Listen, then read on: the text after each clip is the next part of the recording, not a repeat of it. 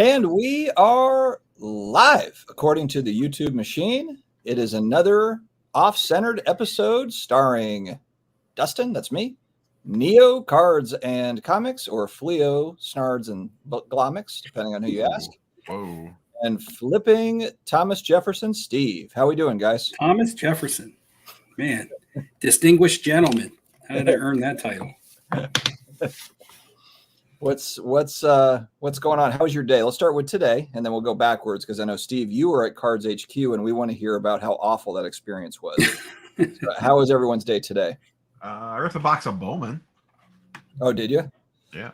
Was that a hobby box? I don't know anything about this. Yeah, stuff. jumbo box. Jumbo. Oh, that was a pretty penny. That was $400 or $500. 500 smacks. Ooh. So I assume I got another one sitting right here. Wait, I actually know the title of the video tomorrow. It's going to be "I Lit Money on Fire." Opening. We'll find out. Did I light money on fire? Maybe I hit something big. Yeah, but the title will be the title will be like a box of cards on fire. The thumbnail will be that. I know thumbnail's already made. I can confirm. How to waste $500? Yeah. I just threw I $500. ripped one for tomorrow's video, and then I got a small stack here for maybe an impromptu live Friday or something. Nice. How about you, Steve? What'd you do today? Today, catching up because I just got back from Atlanta. My flight got in yesterday. So today was kind of catching up around the house, getting back into physical therapy for one of my last days finally. Oh my God. We can't have another national like or Atlanta. We can't do that again. Getting out some auctions that sold on Sunday. Luckily, I have the 3-day grace period of shipping. Yeah. So I had auctions in on Sunday that I had to get out today. Shot some video content today. Actually edited a video. I'm kind of behind on content. It's been coming in slower, but because I have other things to do. Summertime's coming up and things. But yeah, catching up, trying to get a video out by tomorrow. If I'm too lazy to finish editing after tonight, it won't be out till Friday. But it might be out. So yeah, just kind of a catch up day. Got the pool. The pool people came to open the pool, so got the cover off the pool. Now I'm just waiting for the chemicals to settle and things like that.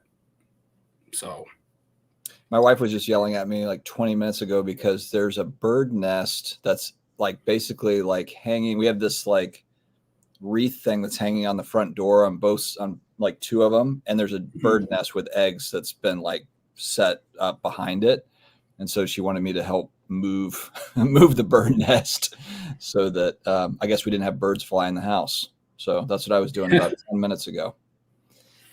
Should have filmed content around that. Never a dull moment. You didn't get rid of the nest. That's the bird's home. My B-roll could be incredible if I captured like half the stuff that's going on around here. It's nutty. All right, Michael Ham, Brendan Ryan, what's going on? Michael Stone in the house. Last year's winner, Mark Sipe. Mark, I wish you could win every single year. You're a great dude and just very easy to deal with, unlike Charles, who is high maintenance. Will Mark be able to make it to the National in Cleveland? Mark's from North Carolina, so I wonder if he's coming. Mark, you can just hitch a ride. I'm riding. I didn't. My normal questions screwed up now because we're kind of knee deep. Everyone knows that we're going to the National, but since the last time we recorded, they announced 2 additional Fanatics events, Pittsburgh and Orlando. Is that on either of your radars? Orlando, yes. So the others, no. Perfect. That's the one I'm not going to. Yeah, fall is so nutty it's like crazy for me. I'm trying to plan out Saints games. We got shows and all sorts of stuff. Got concerts.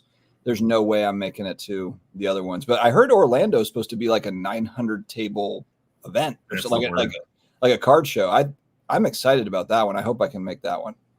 I'm excited because the Pittsburgh one's at PNC Park, so some sort of show in a baseball stadium just sounds cool. Yeah, that'll be Steve, cool. Either of those on their radar or New York. I think you're out for New York, right? Yeah, we talked about last time. I'm out for New York, and it's going to all depend on my feelings and vibes coming out of the National on whether I'm ready to go to another big show or not. Just because I don't know where I will be in the space by then, because. Oh, this is the exact same. No. I may just be strictly collecting by then. I don't even know if I'm going to be doing this. I don't even know if I'm going to be alive. Okay, but you guys have different stuff going on with your content than I do. And like I said, I just put a video out, or just did a video today. And the reason why my videos have been scaled back recently is because I just don't have anything to show anybody, because my content has always just been around what I've been doing. And if I'm not doing much, I don't have much content to put out. You have slabs you can throw in the pool. There's another video. Yeah. Well, I'm waiting for a couple big PSA orders to come back. I did nothing but buy from like January to March. Now I'm in the process of selling, and I've sold a lot. So now I'm waiting for my second wave of cards to come back to sell. That'll give me content, because I'll show people my PSA returns, my sales, things like that. But once that inventory is gone, I don't have anything backed up right now. I haven't been buying a lot. Honestly, it's been difficult. I mean, as far as finding good inventory to buy, finding good inventory to buy, because I buy online, and the repacking thing has carried over to online purchases. I know, because I know repackers, people that buy for repackers that buy offline. It's also, I guess this could be a video, because a thing that I'm seeing from it is the PSA 10 and graded cards of new stuff doesn't seem to be carrying the multiplier that it once carried. You're stealing my I'm researching for this video right now. I don't need to do the research, because I'm living it, right? I'm buying, selling, and grading right now, so I know. Well, Neil, you can just clip this part and throw it into the video. I typically know what I'm going to get on a card. If I buy this for raw, if I buy this raw and I grade it, I typically kind of know if it comes back at 10, this is the multiplier I'm going to get on the card. The multiplier is getting lower, and raw cards are getting very popular. I was surprised, because when I sold a big chunk of my inventory, I was asked, because I showed them all slabs. Do you have anything raw? Let me see your raw card inventory. I'll buy your raw cards. And I'm like, the only raw cards I have is stuff that I didn't want to grade, because I don't think that it's even going to be a 9. I don't care. I want it anyway. Okay. So, I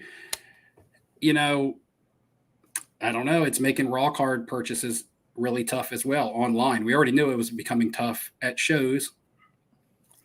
So my foothold as a flipper in the hobby is really slowing down. Do I still want to collect and add awesome cards to my collection? Yes. Is that what I'll do with the National? Yes. That's what I typically do with the National every year. I do sell, but I'm probably going to sell most of my inventory prior to the National and not really carry much into the National with me, which will be awesome, because I actually like the feeling of not walking around a show in my Pelican case as, having to carry it. It just, actually carrying my case feels like a burden.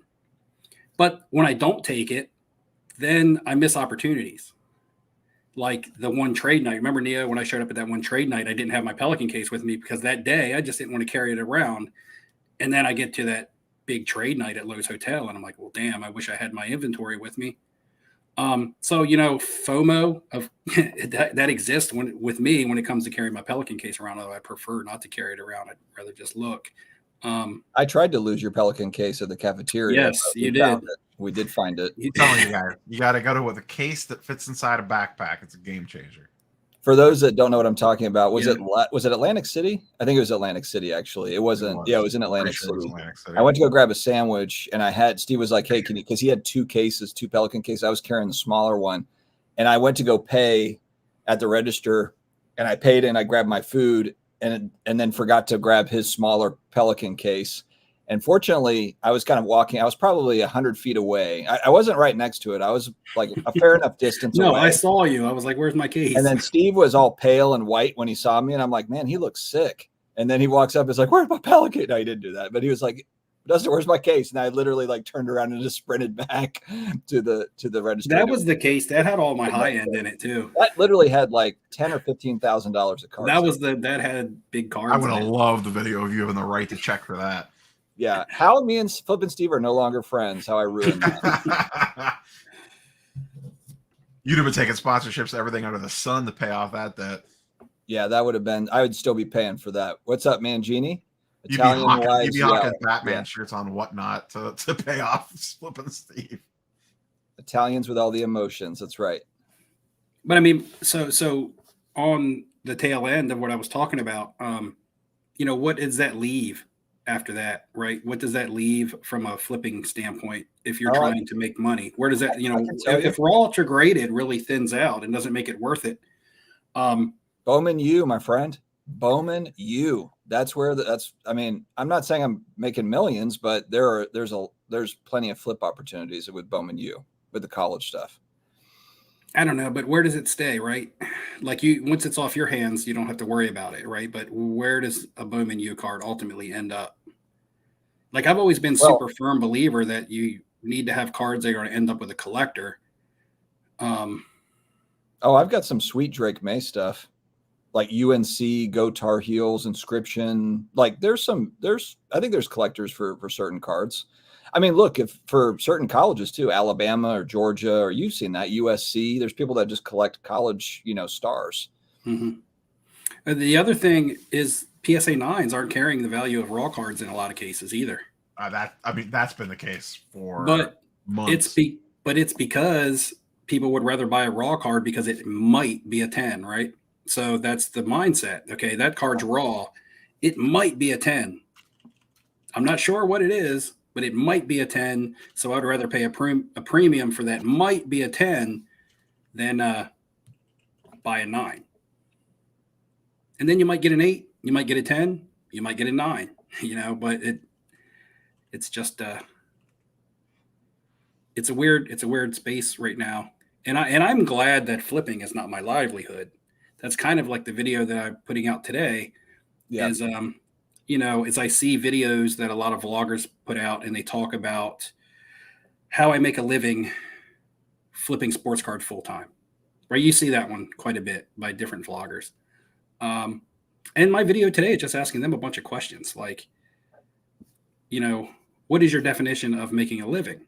Being able to travel week to week and live week to week? Or do you have a lifestyle back home? Or do you have different bills? Something that's a legit question to a full-time card flipper is, how do you pay your medical bills? I see very few, at least on social media, that have families. I mean, I see you got the Roths and the Kennys of the world, but it feels like a lot of those guys, it's a lot of guys, and good for them. I mean, they're keeping their overhead is low. They're living sharing a bedroom or whatever, mm-hmm. riding a bike around instead of a car. I don't know, but they're obviously living like pretty right. And that's kind of the questions that I have in my video, because my video is not to throw shade or sling mud at anybody. It's basically saying, hey, out of curiosity, when you talk about making a living, show us more than my expenses or inventory. So those videos are basically my expenses or inventory. But what about your travel expenses and your accommodations and your Uber rides? And the reason I I kind of did this video is because I just got back from Atlanta, and I know how much I spent on Uber rides. I know how much my plane ticket was. I know how much it was for 3 nights in a hotel, right? So it's like, are you paying for this out of flipping cards? Because if you are, that's awesome. It's amazing. You're doing a good job. Or we've seen, yeah. I mean, we've seen the folks that it's like they're trading, they're at trade night, and then they're popping bottles, and they've got table, they've got they've got table service or bottle service, at the club, and it's like, I don't think your card sales paid for that. Well, and the other question is, do you have income coming out? Do you have income coming from somewhere else? Like maybe your content, like maybe sponsors, maybe a show promoter wants you to be there and they pay for your accommodations. There's nothing wrong with any of that stuff. Mm-mm. Nothing at all. But when you do a video, you should disclose some of that stuff, because the everyday watcher, the everyday viewer that doesn't have those extra benefits, especially, I don't want to say younger kids, but kids that, mid to, late teenagers that really absorb a lot of this content, or looking at, I'm living vicariously through my favorite vlogger. That's what I want to do. That's what I want to be like, because they see, okay, I can buy and sell cards, and this is the margins that I have, but they don't see the expenses of what it costs to stay in a hotel. And maybe those aren't expenses. Maybe they're not expenses that some of these bigger vloggers have, because like I said, those expenses may be covered from elsewhere, but you should disclose it so that the people watching know, okay, well, this isn't applying to me, because if I was to go to a show, I'm going to have those added expenses. Or do you have the peek behind the curtain? Right. I mean, how do you get to the airport? Do your friends drop you off?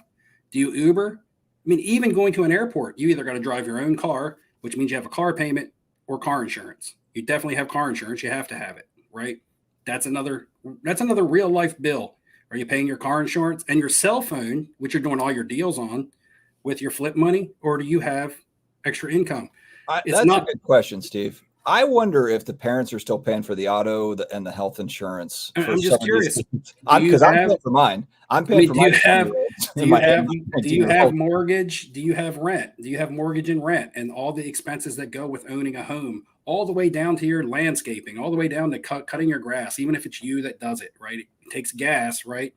Or do you live at home with your parents and you don't have to worry about any of that stuff? And again, if you do, it's not a knock. It's not a knock on you. If you live at home with your parents, you don't have to worry about it. I mean, shit, I wish my parents paid everything for me. It would be great, right? But disclose it. Say, hey, look, this is kind of what allows me to do what I do, as opposed to making it look like everything is coming from flipping cards. And if everything is coming from flipping cards, then hey, you're just damn good at what you do, and congratulations, right? But a little bit more transparency would be cool in some of these videos. I wish Neo would do that more. On this question here, actually, Neo has just opened Bowman today, but that's a future video that's coming up, right? It's tomorrow morning, yeah. Okay, that's tomorrow morning. Right, So, yes, Mango Bango. I have seen Bowman breaks. Bazooka Tom makes a good comment down here. Maybe I need to buy Jeff Wilson's book, and it'll have all those answers for me in it. Don't waste any more time. Did you pick up a copy while you were at Cards HQ? I did not. So, I mean, I've done a lot of talking. You guys don't let me take up the whole live stream, but I mean, I'll talk about Cards HQ and stuff when you guys are ready.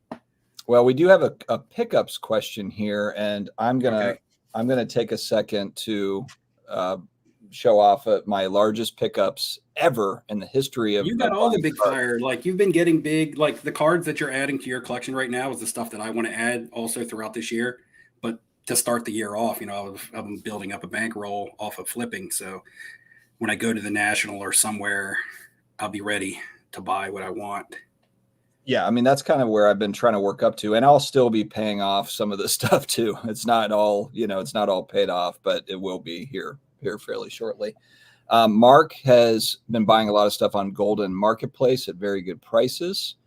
I think that's actually probably a good video too, is the just the amount of or the number of different selling spots, and there's got to be deals, stuff slipping through the cracks.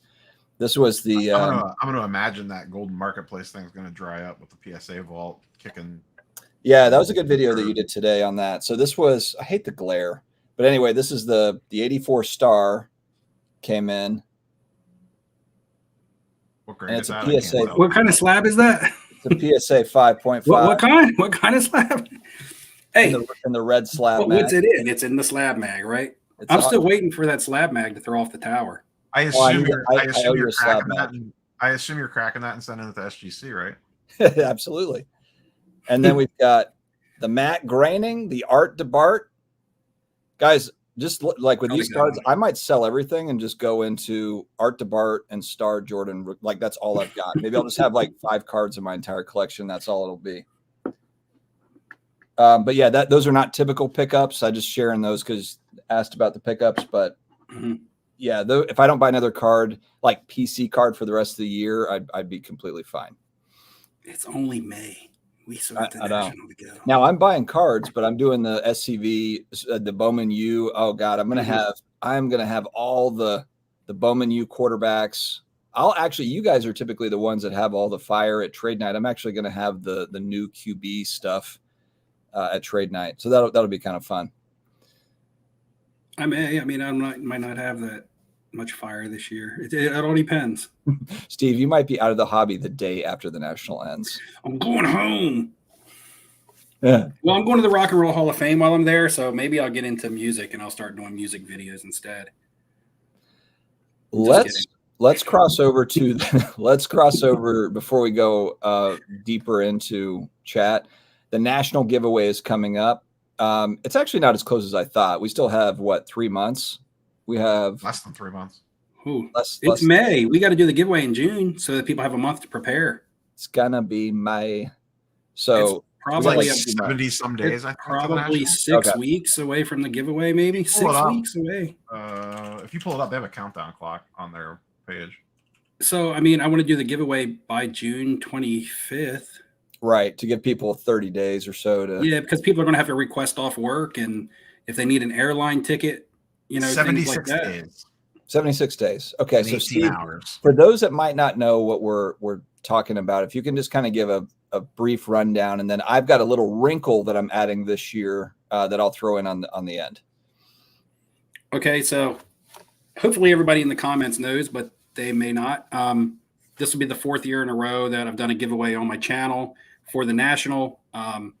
Had some help this year with a fantasy football league that I ran. You guys will see in the video. One of the things I had to do in Atlanta, which I'll talk about, the person that actually won that video, but everybody paid $100 for their team. So all that money, that $1,200 for the 12 teams, all was for the National giveaway and helping me out, because for the last 3 years I've come out of my pocket for it. So we did that. So it's going to be 3 nights in Cleveland, a nice suite that I got for you and a guest. I mean, I booked it, but everybody helped.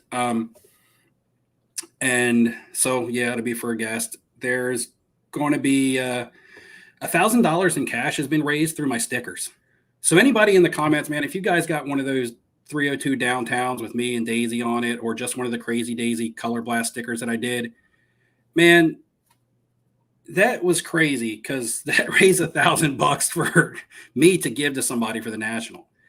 Now, that money can be used for, you get a plane ticket and whatever's left over you can spend. You can get yourself to the National however you want, and I will put that money in your hand to spend cash. Also, there is the 5-day VIP pass, or the VIP pass, however many days long it is. Last year's Zion cases chipped in with a Zion case. I'm going to reach out to them again. Ryan Nolan donated one of his Spotting Fakes books. He presented that to Mark when we found Ryan at the show. We might try to do something with a grading company, see if we can get some free grades. I don't know. I don't want to put Dustin on the spot, but maybe I'll talk to SGC about it. They chipped in last year. I'll talk to them about it again. Maybe Slab Mags could throw something in. I'm going to ask Jeff if we can get one of his books. I know some people may be like, boo, I don't want a Jeff book, but hey, it's be part of the giveaway. Oh, Mr. Minty threw in a card prep kit last year. I mean, last year, more people came into it, and, it just got involved. This has nothing to do with the card cleaning cards and whatever. I'm just saying there's stuff in the kit that you can use that's not bad, like the microfiber cloth and the magnifying glass. Only that mattered. Yeah, just don't use the scissors. Don't use the scissors that are included. Oh, I didn't get scissors in mine. I'm just kidding. But anyway, but yeah, there's just multiple things that I've tried to get in. Yeah. But the biggest thing is you get 3 nights in the hotel there. You get your entrance paid for, and you get some spending money. Most of the time, you just have to get yourself there. But I can, the spending money that I give you, you can ask, and I can, send that to you to book yourself a plane ticket if you needed to get a plane ticket to there. And that's kind of it. And we'll just see how many things get sprinkled in throughout. As we get closer, I'll start approaching some of these vendors and things like that, or other companies, and asking them if they want to throw anything in. But this year, for the first time, I'm going to let Dustin take this away now because this is on him, but there's going to be an additional thing to the giveaway. So, well, we always have a lot of people. It's fun because we do kind of like the trivia night, and it's just fun kind of how we do it leading up to, to it. But it's always just kind of there's one person that ends up at the finish line. So I'm adding in a second place for the person that comes in second place. If you happen to be going to the National, I will buy you a card valued up to $500 at the National. I'll come and we'll go to a table, we'll find one, and I'll buy one for you. If you're not able to make it to the National, then you just basically send me kind of a wish list of a few cards, or if there's one in particular that you found that's up to $500, I'll buy you that card. So that'll be kind of like the second place that we've never done it. We've never done that before. So I thought that would be kind of fun to throw that in. And a lot of that too is just when I look at a lot of the names in the chat, there's a lot of people that have been watching all three of us for 4 years now. We've all been doing content for about the same time. And, so the idea that we can kind of give back is really cool. So I wanted to throw that in as just kind of a little bonus. Always the worst part after we do the giveaway is the best part is announcing the winner, and the worst part is announcing the winner. It's the double-edged sword because you have so many people. Like you wish you could just get everybody. You wish you could send everybody, and you can't. So it's always like it's just always like, man, you feel really good for the winner, and then you feel bad for the people who don't win. So that's always the toughest part when we do it that night. Yeah, it's going to be fun. So yeah, just keep an eye on that. A lot of it too, it's a trivia thing. So you just pay attention to a lot of Steve's content because he's going to ask questions based around that. I'll throw in some questions around mine, so we'll have fun with it. I've tried to be really repetitive with some of the things that I say on my channel because it'll make it easier to answer the questions. So Mango Bango 69, that's the classic name. Are breakers considered influencers? They're trying to sway your purchasing towards certain products. I think that, if you look at who Fanatics and Tops are putting on their influencer trading cards, I think half of them now are breakers of some sort. You could argue that breakers are the biggest influencers as far as, the amount of eyeballs that they've got on their product. I don't know, maybe that'll give away to repackers or something. Maybe it'll give away to that here the next couple of years. But yeah, breakers are some of the, I would say they have a lot of influence, especially, and that was something I made a video on going back a couple of days. Coming out of that Tops annual conference, everybody's fired up to sell all that new Tops product. And I think that we also just need to be mindful of the fact that we're paying more than we've ever paid before for new product. If you're in a new product, so it's something to just be careful of. There's going to be, a lot of folks, they're in business to break. They're in business to, to sell product. And that's fantastic. More power to everybody. But as the consumer and the customer, and, Neo just bought a $500 box of Bowman, like a lot of people did, that's not chump change. That's significant money to put down on new product. So yeah, I'd be wary as we move forward in these years to come. You have to remember, this company they paid a lot of money for licenses. They need to make money, and they're going to, these folks are going to be deployed out to sell this product. So, and as someone who never breaks wax, when I was at Cards HQ, that's one thing that I kind of considered doing. I was like, well, I'm going there. Maybe I will break a box of something and shoot some content with it. And I know wax is expensive, but I don't know the actual numbers because I don't look into it at all. I don't follow the breaks. I don't follow cardboard connection. I don't see when things are being dropped, things like that.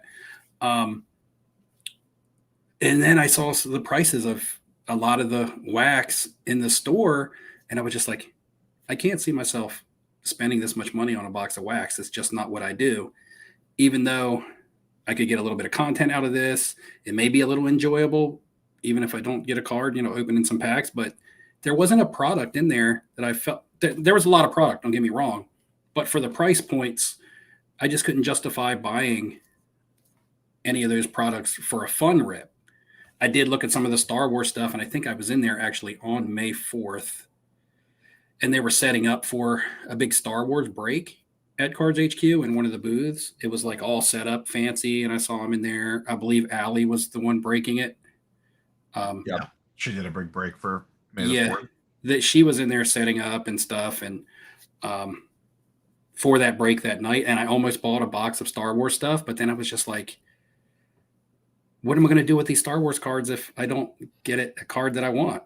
So it was just kind of like, it just kind of fizzled out, my desire to want to actually break a box of wax.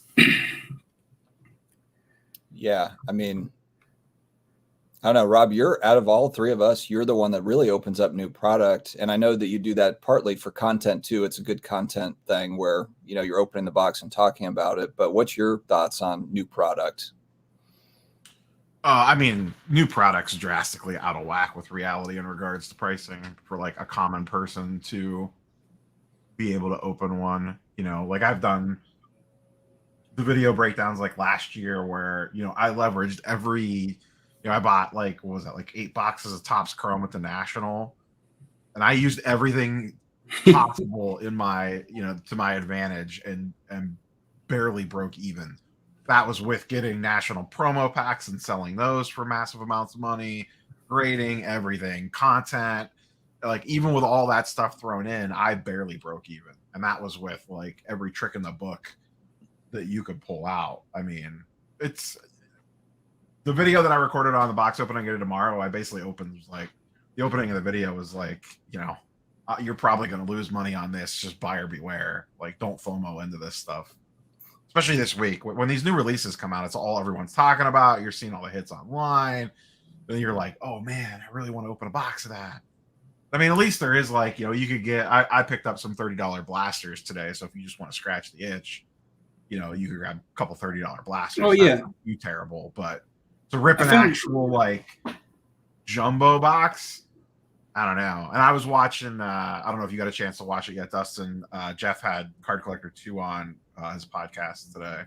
Yeah, I caught about half of it. Did you get to the part where they were talking about pricing for Topps Chrome Basketball?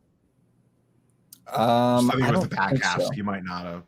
They were just having a discussion about the new Topps Chrome Basketball unlicensed that coming out, and like guessing on price point and kind of where wax pricing is right now. And I think Topps Chrome Basketball is going to be intriguing to see how that gets priced. Yeah, my thing is, and I know there's a lot of people that just love the camaraderie and the excitement of like, okay, I bought this break spot, and I'm looking forward to Friday night when we, that new product hits and everyone's going to open it. And it's in part to see what you get, but then it's also in part to see what comes out for other people as well. If it's kind of like a camaraderie, literally like hobby thing where, you go fishing and you got to buy bait, tackle, and gas and put the boat in the water, and you might not catch any fish, but you just really enjoy kind of the experience, that's totally fine. I just have to assume, though, if you're somebody that is looking for value out of new product, that's buying it for, getting a big card or really kind of strictly about value, what percentage of people get hosed and don't come back on that side? It's because I don't watch, when new product hits, the videos that I barely ever see that I had an amazing experience and I got amazing cards. 90% of the videos are I got skunked, I got hosed, I lost all my money. Like it's usually not good, or it's, man, actually in the chat already I saw it. But there's been Bowman breaks and it's looked really bad. That's always the case. You always see go online and you go on social media and it's like, wow, these dudes are getting smacked with this new national treasures or whatever the new product is. So I guess it's kind of like, if you are a seller of that product, how are you got to be selling the experience, because you can't really be selling on the getting your money back value part of it. I don't know. I mean, that's part of the reason why repacks are so popular. Right.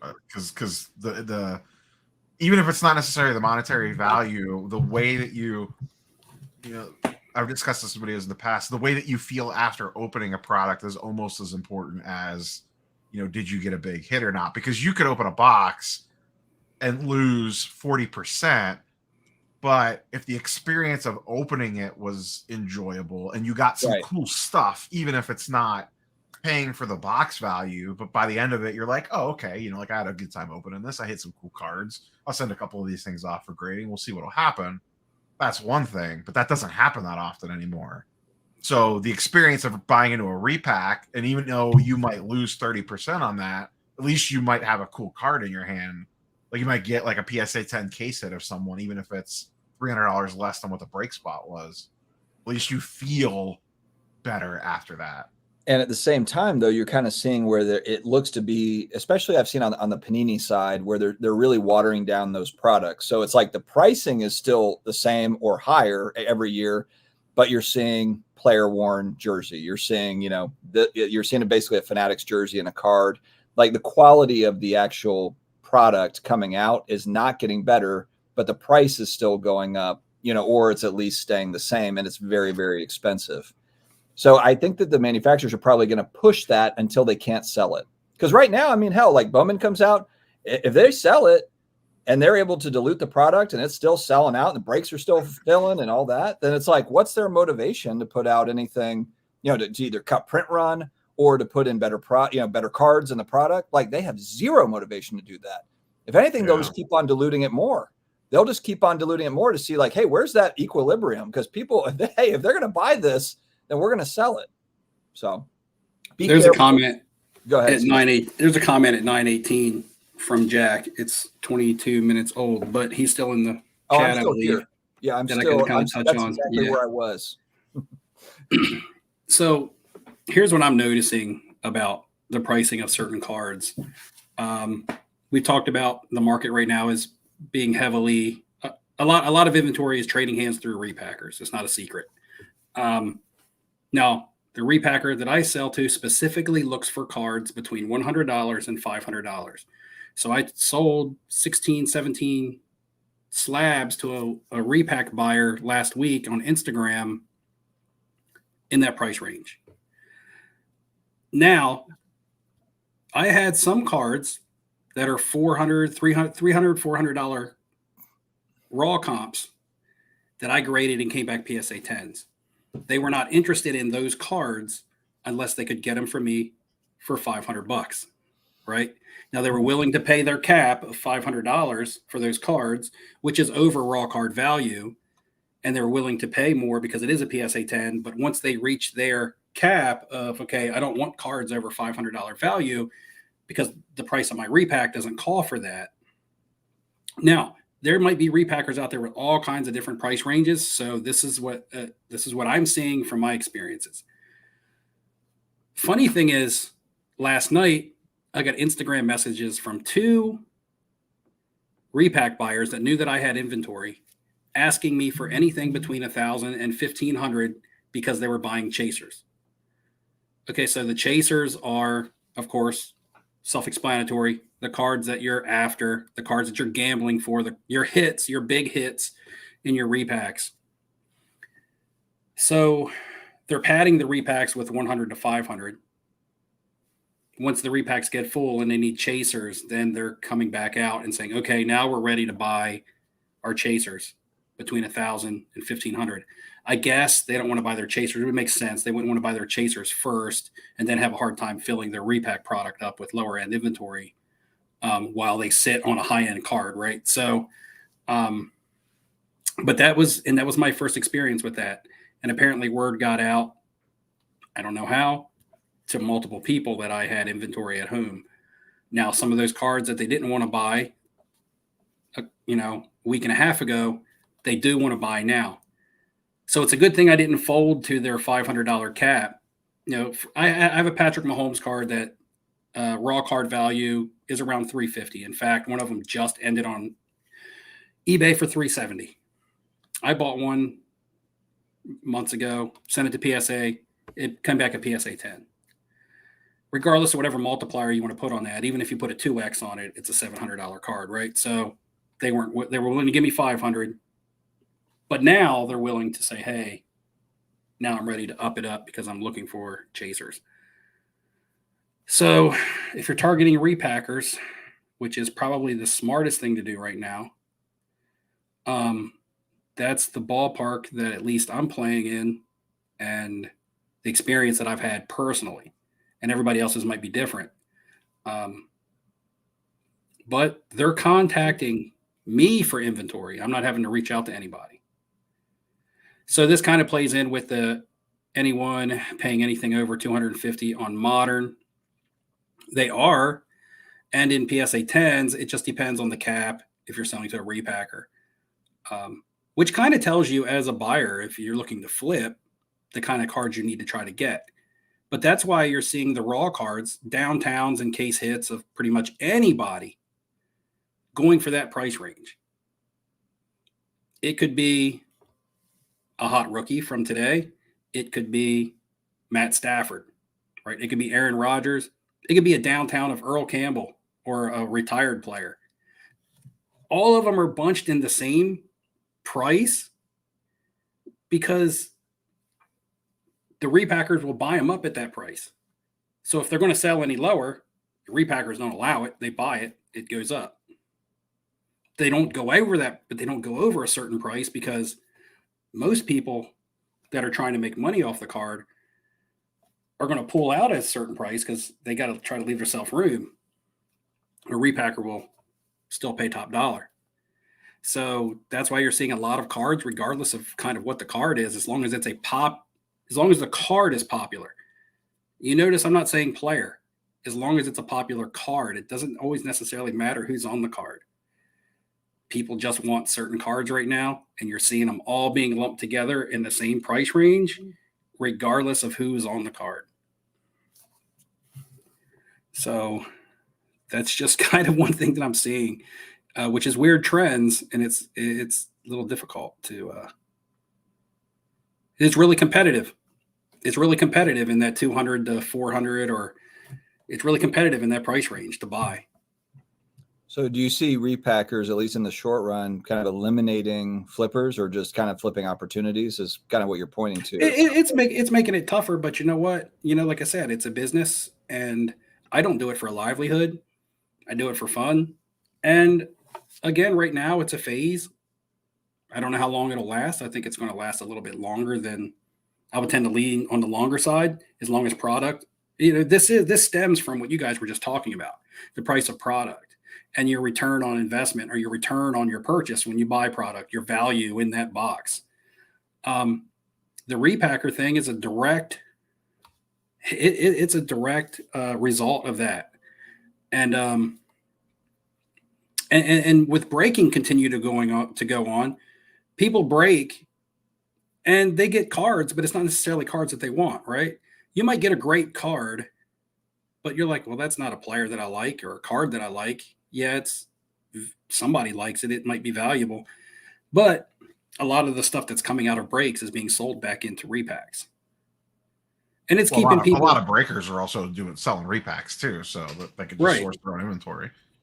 Yeah, but I mean, they're probably buying directly off the people breaking from them. Yeah. Yeah. But that's a hell of a business model. I'm gonna sell you a break spot in Bowman, then I'm gonna buy the hit back off you that you don't want, and then I'm gonna put it in my repack and make another 30% on it. Yeah, it's kind of like then that person's gonna hit it someone else is gonna hit it in the repack and not want it and sell it back to the repacker again at 90%, and then they put it back in the repack at 130. It's kind of like we're in the wrong business, boys. Or it's like back in the day. T-shirt. Being on your parents' insurance isn't making a living. Put that on a T-shirt. You are 40 minutes behind. It reminds me of back in the day when you would be at the LCS and you would be breaking packs, and if you pulled something good, the LCS owner would be like, "Oh, I'll give you more packs for that card," right? And then you break packs. And every time you get something good, you trade it to the shop owner, and he gives you more packs, and then eventually you just don't pull anything else, and now you've got a bunch of cards that you don't want, and all of your good cards you've traded back into the LCS to sell. I remember doing that in 1992 with Shaq, busting Top Stadium Club. And every time I busted a Shaq, he'd be like, "Oh, I'll take that Shaquille O'Neal from you, and I'll give you, 10 more packs to break," right? Until I no longer pulled any Shaqs and was out of packs, right? So it was like I ended up getting nothing. It's kind of, it's a little bit like that. But again, I mean, I don't think it's a super bad thing with the repackers right now. I mean, it is what it is, and like I said, it'll run its course, and we'll see if customers keep buying because they're happy. Then how can that be a bad thing, right? I just don't know. I don't know enough. I don't watch the repacks happen. I don't see people's joy. I don't see people's disappointment. Just because I don't watch breaks either, so yeah, I don't participate. Are they happy or are they just addicted? You work at a casino. Well, I mean, in the casino, you have people that gamble to win, right? And then you have people gamble for fun. I'm going to say would be both. Typically, if you're a gambler that gambles to win, you lose. If you gamble for fun, you typically don't lose because you know your limits and you know how much you want to spend to have a good time, right? It's no different than going to a concert or to a movie and going out to dinner and spending a couple $100s on a Friday night. You could go to a casino because you enjoy playing blackjack, and you'll be like, okay, I'm going to spend my $200. Once I lose it, I'm going to get up and leave, but I had fun losing it. Or put a limitation on how much you can win. Like for me, I don't gamble, but if I go to a casino, I limit myself $200. Okay, I'm going to gamble. I'm either going to lose 200 or I'm going to win 500. If I win 500, I'm done. If I lose 200, I'm done. And I'm just going to enjoy it, and I'm going to tip the dealers while I'm doing it, as opposed to being like, I'm going in here to turn this $100 into $2,000, because when you have that mentality, you typically lose. Even if you win early, you're greedy. You want to get to a big amount of money, and the casino will always run you down. Let me answer Brad real quick. I was at Atlantic City show, saw Dustin, try to talk to him, but he just ignored me. Brad, I definitely didn't hear you if you were trying to talk to me, because I don't ignore anybody. Is that the guy that you were like time? No, unless you're Steve or Neo, then I ignore them, but try to lose their Pelican case. I remember that because we walked by and you're like, oh, that's that Brad guy. I just totally ignored him. You don't remember that? That's Brad Noble. Yeah, Dustin was like, that guy was trying to get my attention, and I totally cold shouldered him on purpose. Yeah, that happens all the time. No, we don't. Well, I can't speak for the other two guys, but yeah, I don't think that any of us were trying to ignore anybody. Dustin thought he was above all the riffraff in Atlantic City, so he had his blinders on. I'm not Justin Gamble. I'm not Roth Cards. I'm just walking around a show. I don't have 14 dudes with a camera crew and screaming and all that stuff. Like I'm just trying to look at security, cards. Just security detail. Yeah. Just security detail. Ray says it's awful good of you, Steve. That will definitely be a nice giveaway for somebody, for two people this year. 2 people this year. Crazy Daisy 302 auto today. Those are very limited. And I don't think Steve's printing any more of those. So that's no, once they're done, they're done. I mean, series 1. Look, for as awesome and cool that it has been to be able to do those stickers and as many of them that people donated to get it, man, that was a lot of work, because I had to address, a lot of them were handwritten envelopes. I had to get people's addresses and write it all out and stuff. My address, their address, stamp, take it to the mailbox or the post office. And it was a lot of them. Dustin, did you get a sticker for the upside down repack as a chaser? Yeah, so I showed the 2 big cards that I bought earlier today. And actually I had a comment on a video that was like, so when are the upside down repacks dropping basically to help pay for this stuff? And he or she might actually have a very good point. So yeah, we might have to come out with overpriced repacks. Steve could be your buyer. You could buy off Steve for inventory. Oh man. Oh yeah, I got some inventory. From a content standpoint, and then just making it, it could be like a really fun parody to do, but it's just none of us have time. This is stuff that when we're 60 and retired and we're just traveling around and doing card shows because we just want to get out of the house, we'll do all this random stuff, but unfortunately just no time to set all that up. But yeah, the upside down I just want to see the reaction videos from 40 other content creators when you get in the repack business. God, I want to do that so badly just to get all the reaction. I want to. I'm just trying to tweak how I want to do it, but yeah, you have to wait till season 5 drops. Yeah, is that the timeline? I'll just put a bunch of base Stranger Things cards in, and then I'll have the big hit is a $10 card, and it'll be a $500 repack or some bullshit. No, I think it would be really funny to do it like a parody video where it's something like that. But yeah, I wouldn't actually move forward with it like some of these bozos have done in the past. It's hilarious. Oh, so speaking of security detail, which we talked about, or I said that, you had your security team with you at the National last year. So I went to Atlanta. I get a message from Jeff on Instagram. I'll be in the shop today between 5:15 and 7. And I'm like, cool. My plane lands. I'll be in downtown Atlanta by 4. Checking the hotel time, perfect timing, right? So I get it, Cards HQ.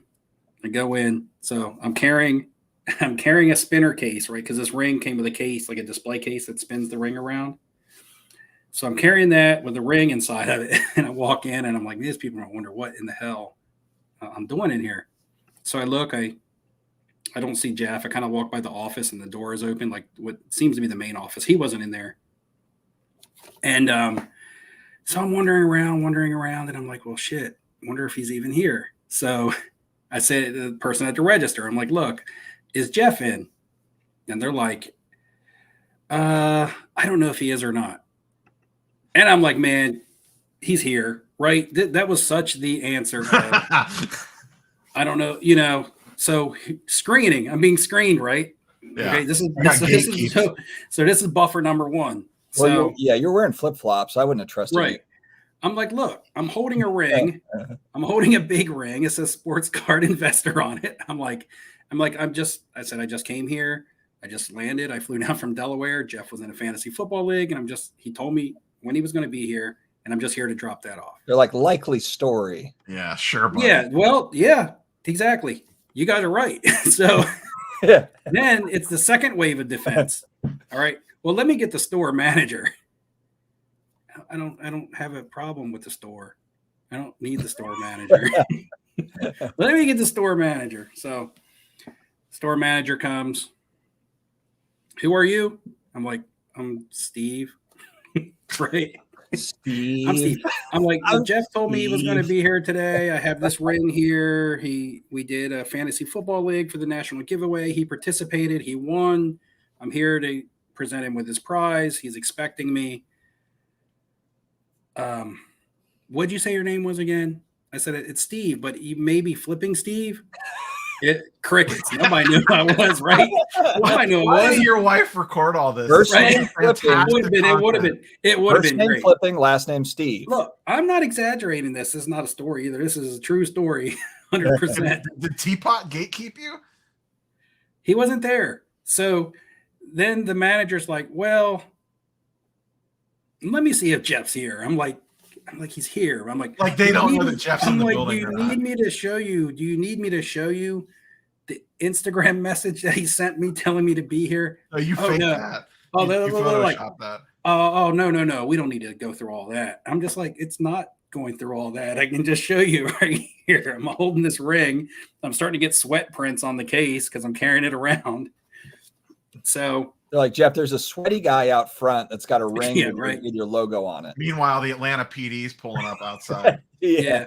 So Steve gets tackled to the ground. Hey, look, I straight up said to the manager, I said, I get it. People probably come in here. They probably ask for Jeff all the time. They probably want to trade cards with him, do things with him, but I'm here actually for a legitimate reason. And they still gave me yeah, right. That's what everybody says. Right. So finally they went back. They said, well, he's here, but we're going to tell him, we're going to tell him that, we're not just going to be like, hey, Jeff, can you come out? I need to tell him who's here, what's going on, right?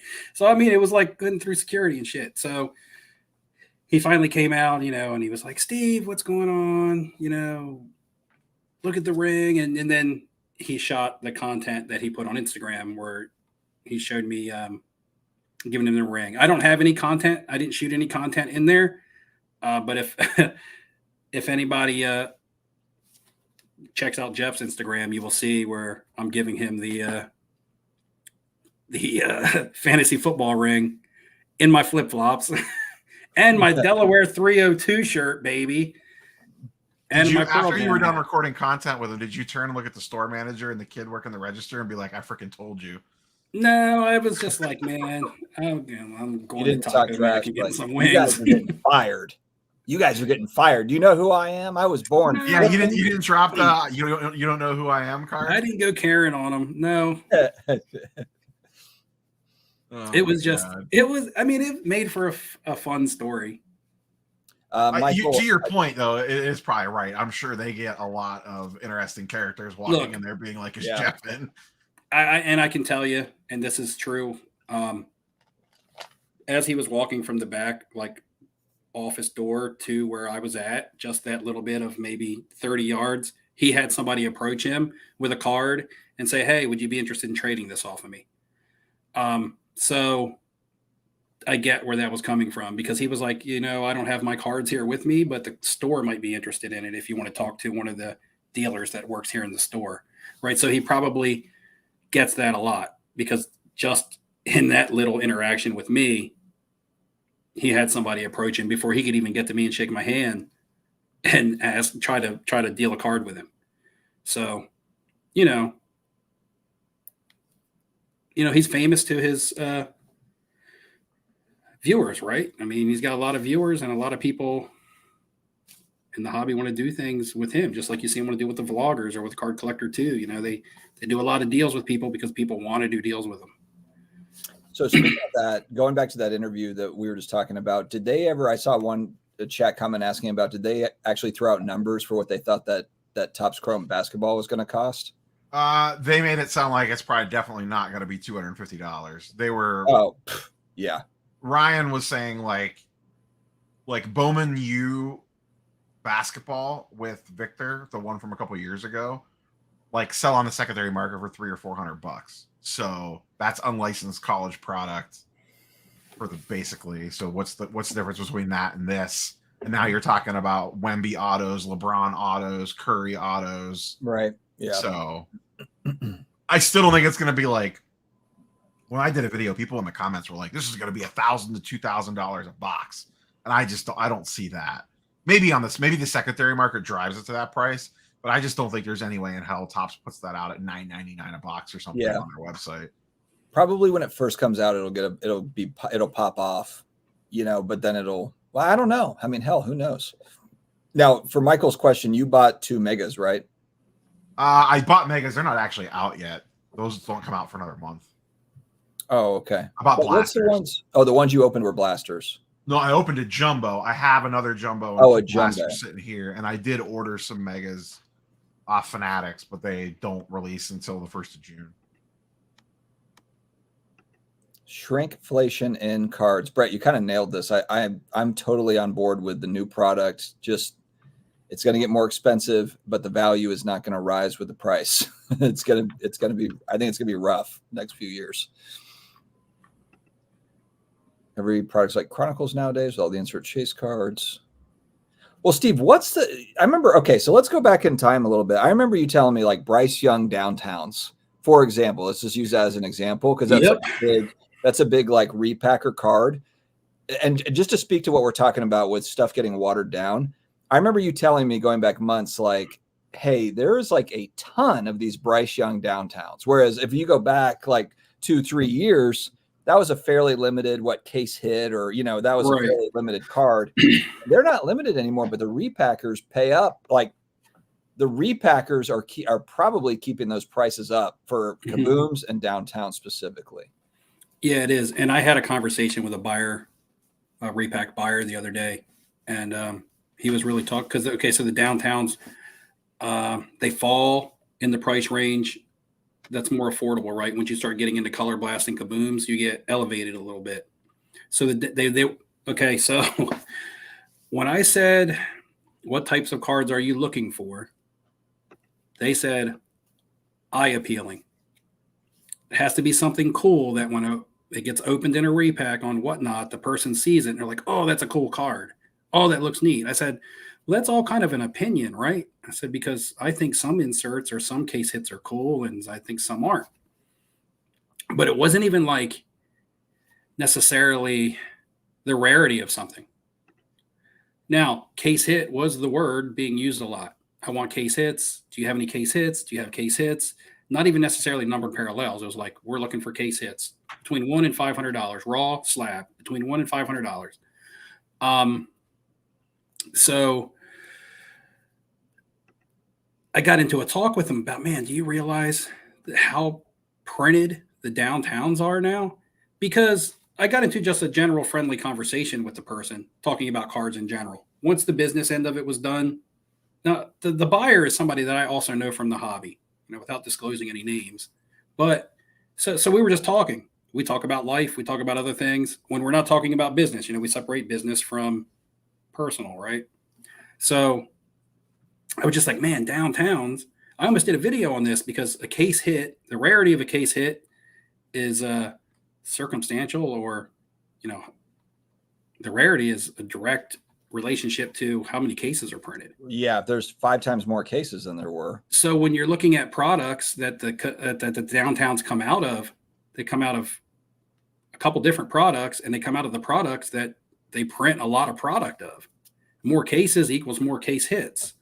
It's not like it's numbered to 25 and 25 is what they made, right? So the way that I had been steering was I was buying other products that they don't print as many of that are still considered quality products, but not upper tier, Panini One, plates and patches, things like that that are printed less of, but it's not Prism, it's not Mosaic, it's not Donruss, right? It's not National Treasures, it's not Flawless, it's not Immaculate, right? It's in the middle there, but they print a lot less cases of it, which means the case hits are a lot more rare. From a collection, from a standpoint of selling to a collector, and that's what I always targeted, was collectors more so than people that were going to flip. Flippers need meat on the bone, right? I was hitting those mid-tier products that had less print runs. But what's still in demand is what's popular. And I was like, we were having this conversation and they were like, yeah, I know the print runs on the downtowns are pretty high now, but there's still the demand for them. There's still the demand. So I did a number thing where, and I told you this, the 2019 Kyler Murray downtown. I own one of those. So I looked at the pop report. The pop report on the PSA 10 on that is 24. I believe it may be 25 now. There may be another one that graded out. But let's just say it's at 25. Let's say it's at 50. I'll take it all the way up to 50. But I know it's at right about 25. But I'll double the pop report on the 10, take it to 50.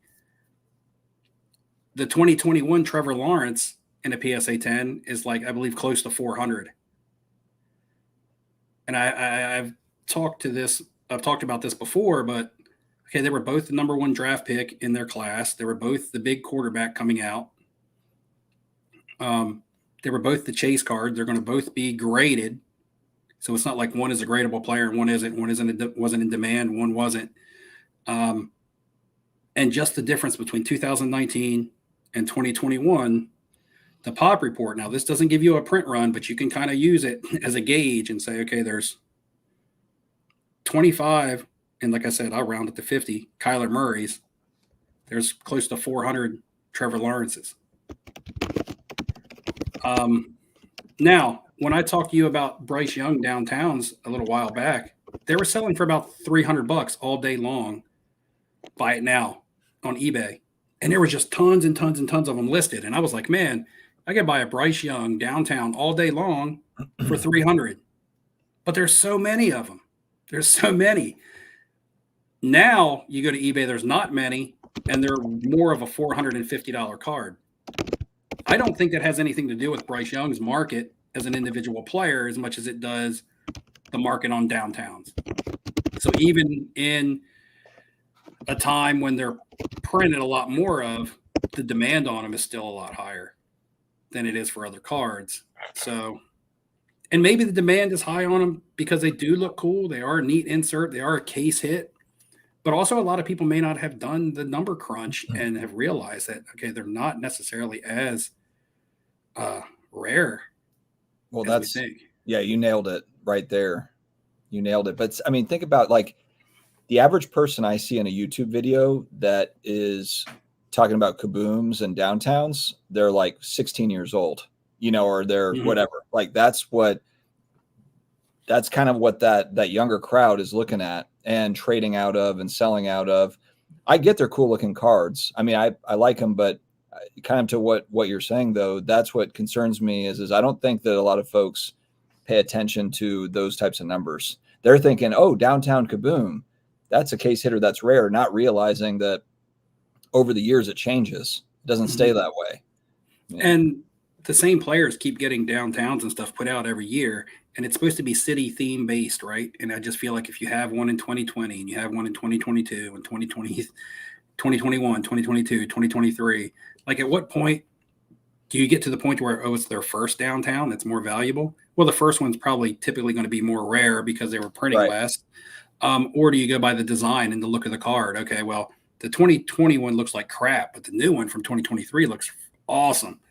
But then again, if you're Patrick Mahomes and you're having one every year, how many things themed around Kansas City can you continue to put on a card before it feels like it just becomes redundant, right? It just becomes the same card over and over again. Mike Petty nailed it. This is why all the downtowns are being sold, because people are lonely. And when you're alone and life is making you lonely, you always go downtown. When you've got worries, all the noise and hurry seem to help. I go downtown. So there you go. Mike Petty nailed it. Don't give us a copyright strike. People are just picking these up because they just need a little bit, it's late at night. They're a little lonely and they've got their downtown. This is how popular downtowns are. I made downtown stickers with me and my dog on them, and they sold out. Yeah, color blast daisies. Here's what's funny about this. Harv's how do you gamble on a fart? You can gamble now at Dave and Adams. Now Dave and Adams, you can bet your buddy who's going to win in skee ball. So the whole how do you gamble on a fart thing? I understand that might sound crazy. In 5 years, that'll be a regular occurrence. It'll be an option. You mean Dave and Buster's? Huh? You mean Dave and Buster's, right? Is that what I said? Or did I say Dave and Adams? Dave and Adams. You can also gamble at Dave and Adams. This live stream brought to you by. That's a little different. Yeah, Dave and Buster's. That's what I meant. So yeah, you could go to Dave and Buster's, play video games, and now I guess you can gamble on who's going to win, in the video game. So this is coming. How do you gamble on a fart? Just wait a few years. It'll be on your phone as an option. Over under on length, but yeah, back to the case hit things. A lot of people are talking about case hits. I mean, for me now, as somebody that if I want to try to sell to a collector, I got to have something that they just can't go on eBay and be like, okay, I'm going to get it, right? That's why I started looking at some of the other case hits. I got their solar eclipses. They look awesome, and the pops on them are less than 5 for PSA 10s, and they're not super highly printed. So a collector is going to want a Tom Brady or something like that of a really good player. Does it mean that all the players in there carry value, right? I'll tell you a case hit that I've done really good on, and I don't have any left, and it's gotten hard to buy them. And I was surprised when I presented them to the repacker, and they were like, okay, I want them all, right? Was the American Metal inserts that I was doing. Anybody who's followed the channel knows that I was buying these American Metal case hits out of plates and patches because I just thought the design was awesome, because it was just a big American flag with the player in front of it. And it was just classy. It wasn't overdone. The card shined, the American flag shined. It looked really good. And anybody who I think there's just lots of people that would find it appealing to have their favorite player on a card that looks like the big banner behind them, right? Being the Star Spangled Banner. But it was just a clean, classy looking design this year. And I think it was the first year that Plates and Patches put them out. And they were inexpensive, and I bought them. They graded really well because they're a metal card, and they come with plastic peel on them. So if you can get the peel off nice, they don't. The surfaces are usually protected. They don't have corners because they're round on the edges, and they just graded out really well. And I was able to do really well on those. I even had stuff in the background when I did the conference call with the person buying off me that they saw in the background. It was a pile of stuff that I'd already sold. And they were like, let me see that pile. I'm like, that stuff's sold. Well, let me see it. And I was showing it to them. Can I buy that? I'll give you this much for it. And I'm like, it's already sold. It's here to be packaged and sent out. So the scramble for inventory is wild. Yeah. Certain inventory, specific inventory. Yeah, yes. Specific to what I was talking about earlier. Yeah, that stuff is being propped up for sure right now. It's really interesting. I mean, I saw an Instagram post last night that said, I'm looking to buy cards. I don't care what you have. I want to see what you have. And this is from a big buyer. I know this person. I've done deals with them. Yeah, but you have these guys coming out saying hey, can you buy $1 million of cards a week? If you can, then I'll pay you a 6-figure salary. So, I mean, I guess on one hand, maybe that's good for people that are trying to sell. I mean, it's, that's for, certain cards. If you're just trying to move out, get into a larger card or something, there's now, I guess, an option to sell, better options to sell. I don't know. Yeah, it's, I guess, and they were like, don't even give me a reason why it's overpriced. They were like, buying all cards. I need to buy quickly. I need inventory fast. I don't care what your reason is for it being overpriced. Meaning, I'm just want to buy your cards, and I got money to do it, and I got limited time to do it in. Got that repack order that needs filled. And I don't know if certain people all work for the same place, Because like I said, that Instagram post went up, and probably less than 5 minutes after that post went live, I got 2 direct messages on Instagram asking me if I had any inventory because they were buying chasers. So I don't know if they're working together. I don't know if they work for separate people. I really don't know. I only, whatever people tell me, they tell me. They don't want me to know. They don't want me to know, right? I mean, when I did that Whatnot video a couple weeks ago or a week ago, whenever that was, like I sat in one Whatnot room on a Saturday, and in a course of like, I don't know how long it took them, a few hours to like sell all the spots and then open it. But they burned through like $400,000 in inventory in one room in like a 3-hour period. Like, you got to feed that beast, so they need, you know what I mean? They need to reload to keep doing that. And there's how many rooms on Whatnot going 24/7, 365. I mean, they're not all selling monster repacks like that, but even a big repacker or a big Whatnot seller, let's say there's 3 of them and they're running, every night. If they're selling $300,000 worth of inventory, that's a lot of cards that's got to change hands to fill that. Let's see. Steve has good insights. Right on about 5% of his 95% is high. 5%. What happened? 95% is high, but I mean, I've been lucky. Okay. I've just been lucky. Skeen's girlfriend? So Caitlin Clark, who is that? Skeen's girlfriend's Libby Dune. Who's Skeen? Oh, the gymnast. Paul Skeens. The pitcher. Right? Yeah. You're making yourself look real bad right now if you don't know who Paul Skeens is. Oh, he's okay. I actually know him as Lizzie Dunn's boyfriend, not as a baseball player. I've seen him. I've seen him in the news. Okay. Lizzie Dunn? Yeah, you just said her. Did you say Lizzie Dunn? Well, whatever. Olivia Dunn. Livy Dunn. Livy Dunn. Oh my goodness. Sorry, dorks. I've got 4 kids. I've got a wife. I got shit to do. I don't have time to just study the stat sheet every single night. You make content about this stuff. You should know it. Don't you dabble in pop culture cards? When I need to make a video, I get it all ready to go. Yeah, don't you have a bunch of her like lipstick kiss cards laying around somewhere? Probably. You're big in the Leaf. I'm big in the Leaf. I don't know if I'm big in the Leaf, but aren't you buying like all the Leaf autos and stuff? Or I've got some of it. Yeah, oh, okay. The stuff I like the most are the Leaf Pro Set autos. I like the Pro Set stuff. Oh man, you're getting roasted in chat now, justifiably so. The roast of Dustin, like the roast. Oh my god! Oh my god! Said his name wrong. It wasn't that. You don't know who Paul Skeens is. It's okay. We're recovering.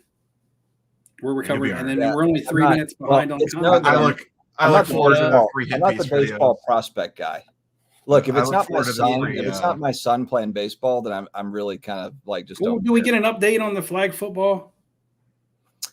Well, we had a bye week this past weekend. Oh, okay. Yeah, we haven't won yet, but we've been very close this last game.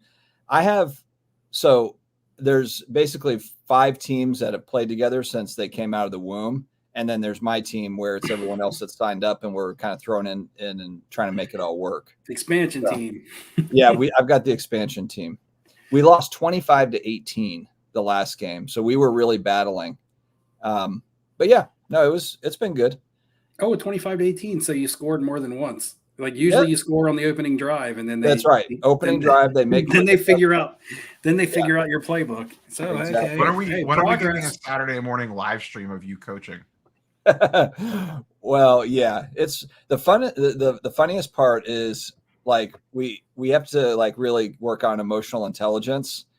We always have to kind of talk through the game of like, guys, we're kind of riding the highs and then we're all the way down on the lows. So when we score, everyone's losing their mind and everyone's excited, and that's great.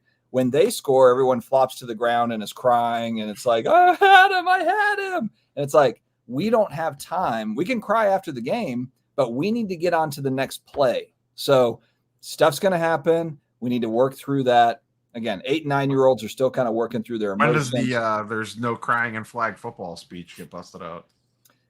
It got busted out the last game, okay. Essentially.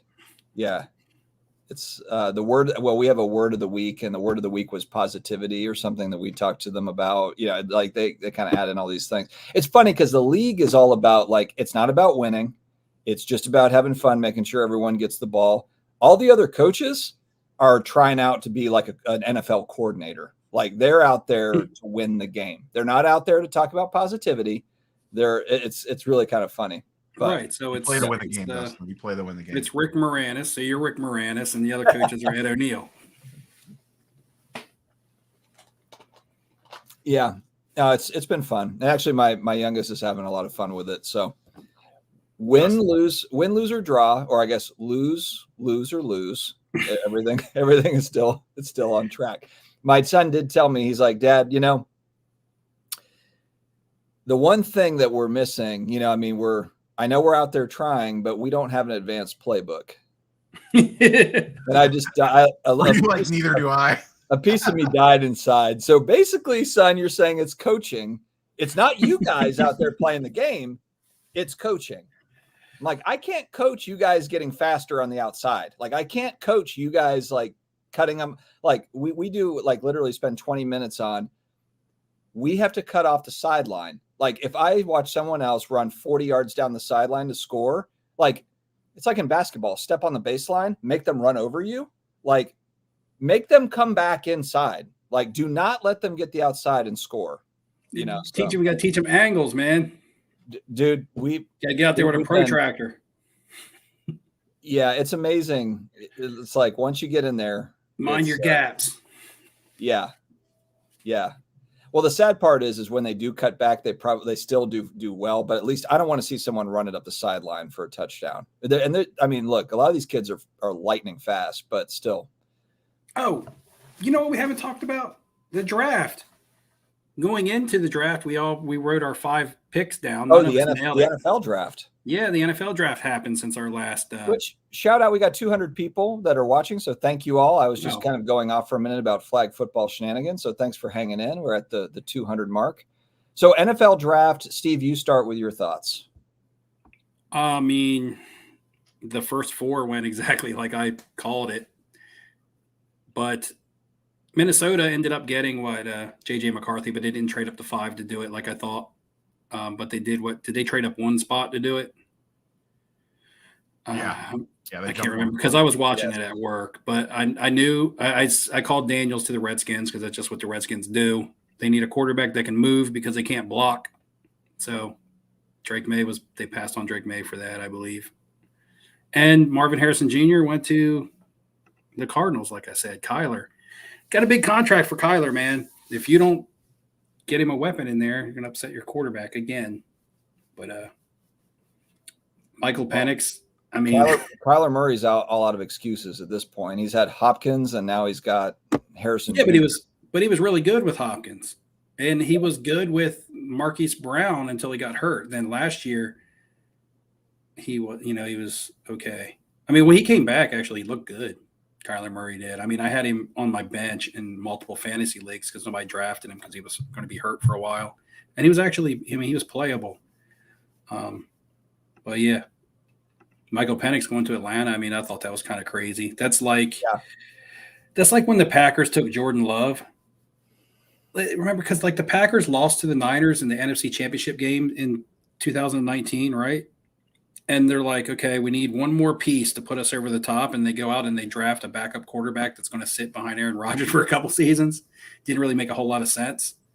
I feel like Atlanta is really like right there, ready to contend. And they draft a backup quarterback. I mean, are they looking to the future that far? Apparently so.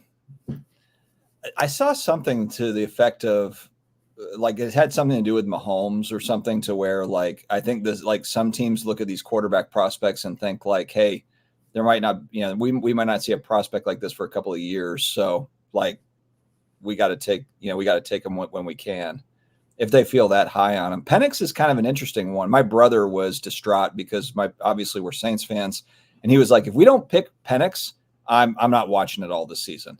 And not only do we not get him, he goes to the division rival Falcons. We FaceTimed, and I thought he was going to pass out. He was so worked up about it. He's like, how the hell did this happen? But I just feel like when teams do that, they kind of back themselves into a corner because by the time that quarterback is ready to play, they're kind of coming off their rookie contract, right? And or close to it, and you kind of really have a limited amount of time to see whether or not they're worth giving a big contract to if you don't play them early. real quick on this, Bradley, yeah, you would think that would be easy to pull off, but like kids sometimes like drop the handoff. So you would think like some of these plays are easy to run, but execution, you can like draw it up, but the actual execution part is pretty tough. All right. Back to the draft. Okay. So we had Penix that went. Do we think Drake May is going to be the second coming in New England, or is he going to be Mac Jones part 2? Neo. I don't think we're going to know for a hot minute because I don't think they're planning on starting him right away because they brought in the Brisket. Oh, really? You don't think they'll start him up? No, I think they purposely brought in Jacoby to be a placeholder at least to start the season. Oh, okay. I don't know that May's ready. I think it was pretty widely known that May might not necessarily be ready day one. I think a lot of the quarterbacks are going to be it's very depending on the team that they went to, and I don't think that the Patriots is a friendly spot for a rookie quarterback to land. They just don't have a whole lot of other extra talent there, and they don't have an offensive-minded head coach. So it's kind of like, will it stunt the development of a young quarterback? I don't know. I feel like some quarterbacks are going to be stars no matter where they go. And then I feel like some quarterbacks, it's going to be very dependent on where they go. And I kind of think that's kind of where Drake May kind of lands right now. I think he's going to be a good pro, but I agree. It's like with any of these guys, it's going to take a year or two to figure it out. But yeah, Drake May's got nothing going there in New England. I mean, he doesn't. I can't name one Patriots receiver. Did the Patriots pick up a receiver in free agency? I don't remember. I can't think of one. I mean, if they did, it wasn't like a splash, right? It wasn't like it's not memorable. Like, yeah. If you play fantasy football, you probably know because, okay, he's going to be the number one in New England, PPR. But I can't really think about it right now. And, I mean, also, the AFC is just loaded with quarterbacks. Like, I just feel like somebody like Drake May coming in on New England, there's big-time competition in the conference, and not only in the conference, in the East. And I don't know. I mean, you got Aaron Rodgers, Tua, and Josh Allen. Now you have Drake May. Do you feel good about that? I don't know. I feel like every division though now is pretty tough. Like what team doesn't have a quarterback at this point? Like it's been the issue in the NFL for a couple of years. Like how do you speculate on QB? Yeah, but not just the quarterback, but the things that are around him. Because honestly, I don't think Tua is great, but I think he has the pieces around him to make him a good quarterback, right? If Drake May goes to a team like Miami, my thought on Drake May might be slightly different because I can feel like he can be elevated by the players around him as opposed to being the person that's going to have to elevate the players around him. Yeah, I mean, I could throw wide receiver screens to Tyreek down there in Miami. Like, come on. I'm really surprised. Didn't they give Tua a monster contract? They give him, they give him his 5th-year extension, and then they were talking about extending him. Yeah. Oh, I thought they actually gave him the big money. I'm glad they were talking about it. I don't know if it went through or not. Like I said, when I was in Atlanta the last couple of days, I didn't keep up with a lot of stuff. I know that they were in talks for a big contract, but I don't know if they finalized anything. And I know that they did exercise his 5th-year option.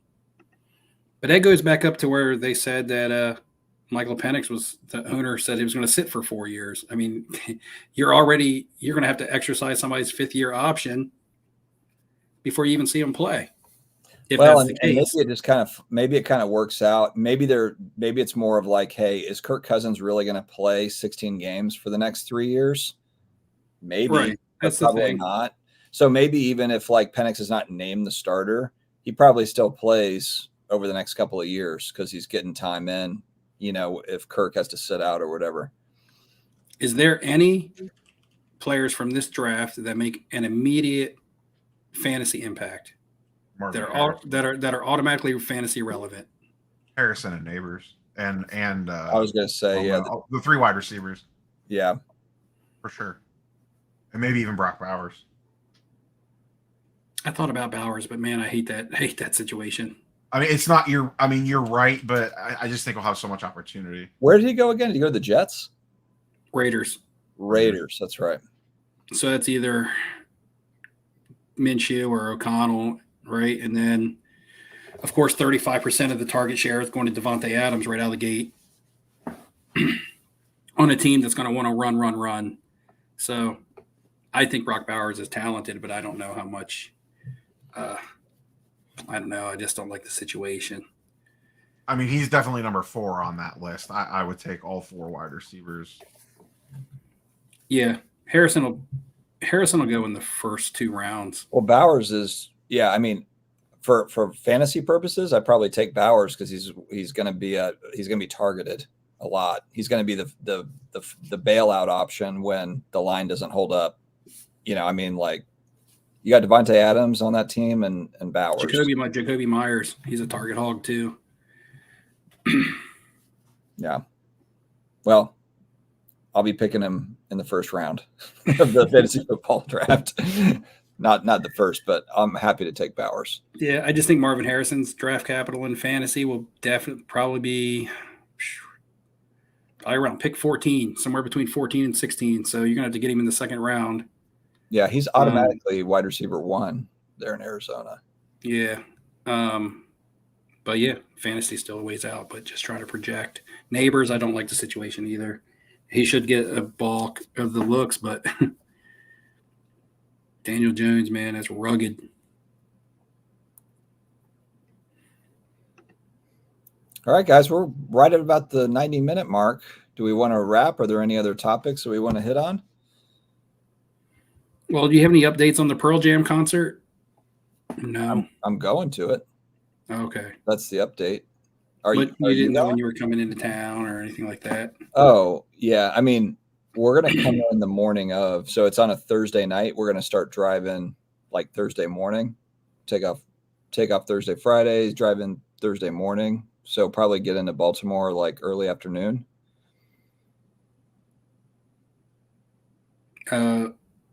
Thursday afternoon, you said? Yeah, because it's Thursday. So you're going to arrive the day of the show's at night. Yeah. Looking at some of these comments on football. The Bears in the Super Bowl this year. The Bears will be an interesting team. They're all offense, man. They got a lot of weapons on offense. Yeah. They're not that scary to me right now. They have names, but it's like Keenan Allen, he's not going to give you a full season. He's also kind of old. And he's going from a situation where he was playing with a quarterback that he had chemistry with to a rookie. So yeah, you don't know what you're going to get out of Williams right out of the gate. And you have a rookie in the slot. I mean, everybody said Jackson Smith and Jigma was going to bust out last year, and he really didn't. And he's probably better than the guy that the Bears drafted. And then DJ Moore. I mean, he's a solid receiver, but he's never been like a top 10 guy. Good receiver, really good receiver, but he also can't stay healthy for a full season either. I think the Bears are going to be tough because actually Caleb Williams, he has some pieces around him. He's not like in New England or whatever where there's just nothing. Oh, right. Yeah, though they wanted to cater to him, so they made big plays to get in some offensive players to help him out. I just feel like just when you throw a lot of names on the same team doesn't necessarily mean they get good. Just like Odell Beckham. Odell's been God. I'm just waiting for him to finish out his career with the Saints and play like 2 quarters, cost like $5 million, and then retire. That'll be like a typical like Saints signing.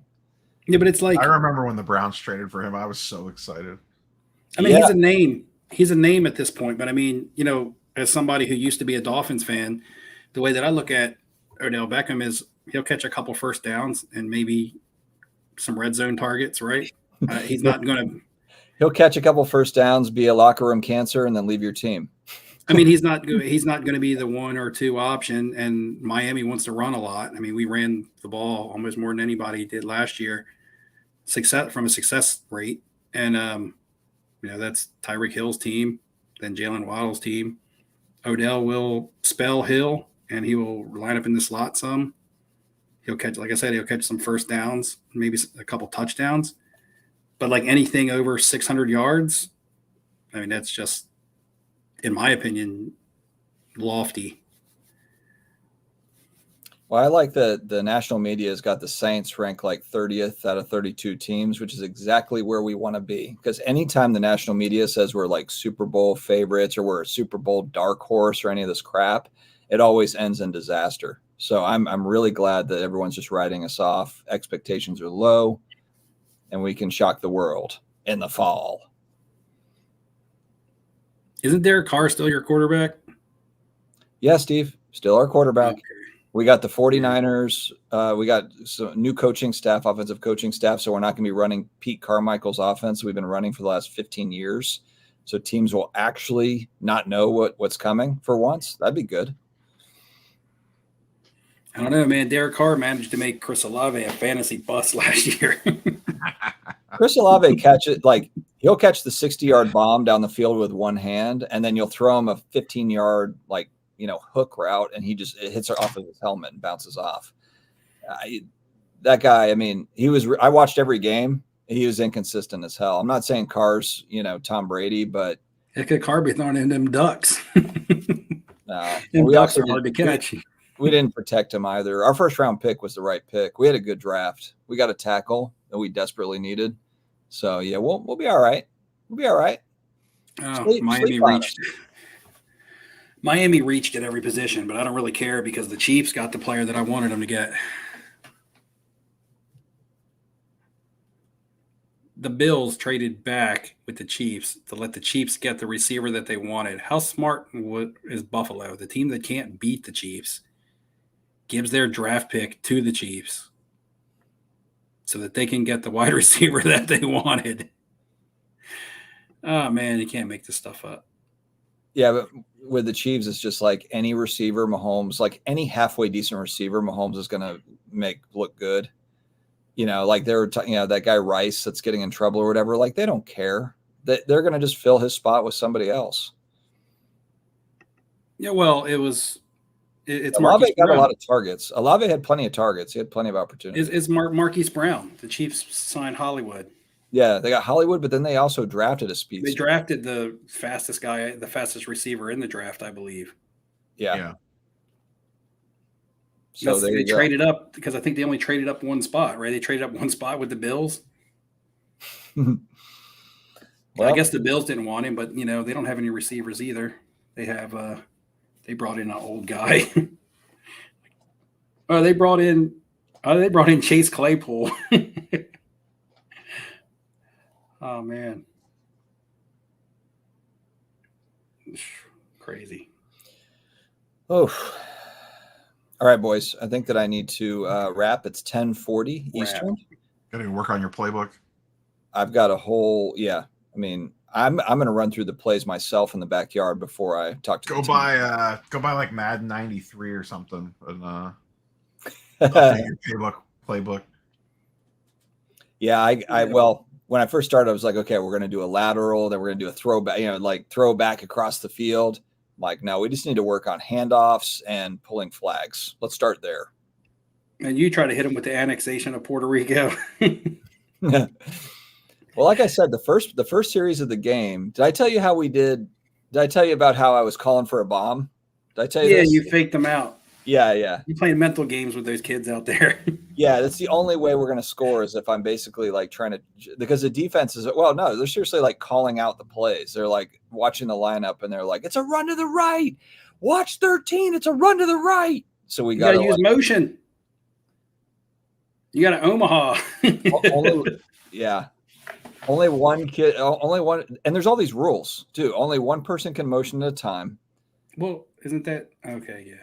That's not an NFL rule anymore, right? Yeah, it's a lot. It's a lot. All right, guys. Well, hey, everybody, thanks very much for joining us for another episode of the bi-weekly Off-Centered Show. Everybody have an amazing rest of your week. We will see you back in 2 weeks. What do we have coming up? Does anyone have? Do we have any shows? I guess Neo, you go to shows like every weekend. Anybody have anything? Yeah, I got local shows this weekend. My next big travel show will be Heroes Con. Which are you going to that for sure, Dustin? Is that like locked in for you, Heroes Con? I have it on my family calendar. So I don't know if my wife. I don't know if my wife has put her approval on, but yeah, I'm going to be there regardless of what she says. She's asleep. Whoa, bold claim. She's asleep, so that's Okay. why. That bird nest. No, I'm gonna bring. I'm probably gonna bring links with me, so that'll be fun. We'll be there. Yeah, that'll be a good time. We will be there. All right, guys. We will see you again in 2 weeks. Oh wait! Shout out to Space 99 Yak for the 99-cent super sticker. Appreciate it very much. Thank you, sir. All right. See you guys. See you.